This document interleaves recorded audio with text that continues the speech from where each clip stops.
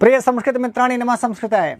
आइए एक बहुत महत्वपूर्ण सूचना है। केंद्रीय संस्कृत विश्वविद्यालय के बहुत सारे परिसर हैं, उनमें एक परिसर गंगानाथ झा परिसर भी है। जो लोग बहुत दिनों से प्रतीक्षा कर रहे थे कि सर हम बीए हैं, बीएड हैं, तैयारी कर रहे हैं, तो ऐसे में आपके पास एक अवसर है बीए करने के बाद भी कि आप यहाँ से एमए कर पाएं। केंद्रीय संस्कृत विश्वविद्यालय गंगानाथ झा परिसर प्रयागराज के प्रवेश पंजीकरण की तिथि आपको बताने आया हूँ। ऑनलाइन पंजीकरण की प्रारंभिक जो तिथि है वो 1 जुलाई से ही शुरू है और ऑनलाइन पंजीकरण की अंतिम तिथि 12 जुलाई तक है।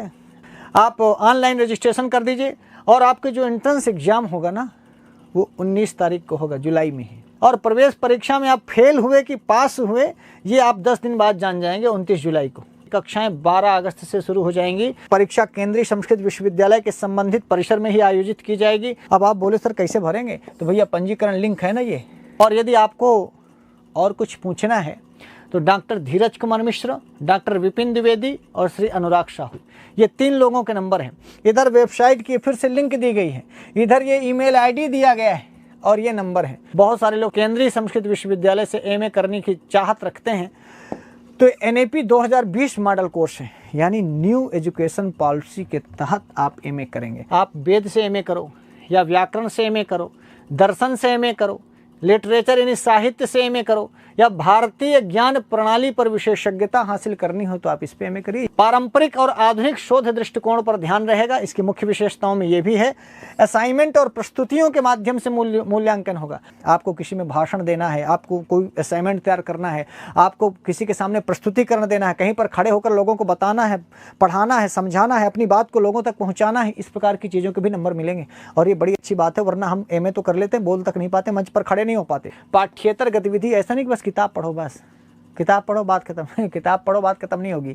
किताब से ज़्यादा भी आपको करना है। कभी खेल कूद में करना है, या भाषण में करना है, या प्रबंधन में करना है, या पढ़ाई के अलावा भी बहुत सारी चीज़ें हैं जो आप देखेंगे। और इंटर्नशिप के माध्यम से छात्रों का सहयोग करना। देखिए, जब डॉक्टरी पढ़ लेता ना तो कुछ दिन इंटर्नशिप करता है, कहीं जा करके वो डॉक्टरी करता है, प्रैक्टिस करता है। ऐसे ही आप एमए करते रहेंगे और प्रैक्टिस करते रहेंगे। आपके अंदर जो ज्ञान है उसका इस्तेमाल होता रहेगा, प्रयोग होता रहेगा। और ये बहुत अच्छी बातें हैं। ये सब चीज़ें जो मुख्य विशेषताएं उनको ध्यान रखिएगा। और शोध प्रबंध के माध्यम से शोध क्षमता को बढ़ाना। एमए करने से ये परिणाम होगा कि भारतीय ज्ञान प्रणाली के प्रति वैज्ञानिक और अभिनव माने नया दृष्टिकोण आप डेवलप कर पाएंगे। हमारी भारतीय ज्ञान परंपरा संस्कृत में है। हम वेद, व्याकरण, दर्शन, साहित्य, भारतीय ज्ञान शिक्षा पद्धति के माध्यम से हम क्या क्या और नया दृष्टिकोण हमारे अंदर हो सकता है, हम साहित्य से और क्या कर सकते हैं, व्याकरण पढ़ के क्या कर सकते हैं, वेद और दर्शन के माध्यम से समाज का क्या उपकार कर सकते हैं, राष्ट्र का क्या उपकार कर सकते हैं, हमारा योग, हमारा आयुर्वेद लोगों के लिए कितना उपयोगी हो सकता है, हमारा व्याकरण, हमारा साहित्य, हमारा दर्शन, हमारा भाषा विज्ञान, इन सब चीज़ों से हम लोगों की क्या सेवा कर सकते हैं। ये है अभिनव दृष्टिकोण, ये है नई सोच, नई डेवलपमेंट। और ये विकसित करना, इसका रिजल्ट ये होगा, पारंपरिक संस्कृत पद्धतियों की समझ को संजोना है। हमारे जो पारंपरिक ज्ञान है, ऋषि मुनियों के ज्ञान है, जो हमारे पास पाणिनि, पतंजलि, कात्यायन का ज्ञान है, जो हमारे कालिदास, भास, भारवी, भवभूति का ज्ञान है, उन सब पद्धतियों को पढ़ने वाला जब कोई नहीं रहेगा तो कैसे संजोएंगे। हम उनको पढ़ेंगे, अपने अंदर आत्मसात करेंगे, फिर दुनिया को देंगे, समाज को देंगे, देश को देंगे, विश्व को देंगे, और सारी दुनिया को ये सिखाएंगे कि ये परंपरा थी। तो आयुर्वेद तो हमारे यहाँ बहुत पारंपरिक ज्ञान है, हमारा ये योग हमारा पारंपरिक ज्ञान है, विमान शास्त्र हमारा पारंपरिक ज्ञान है। तो ऐसे पारंपरिक ज्ञान को जानना, समझना, फिर लोगों को देना।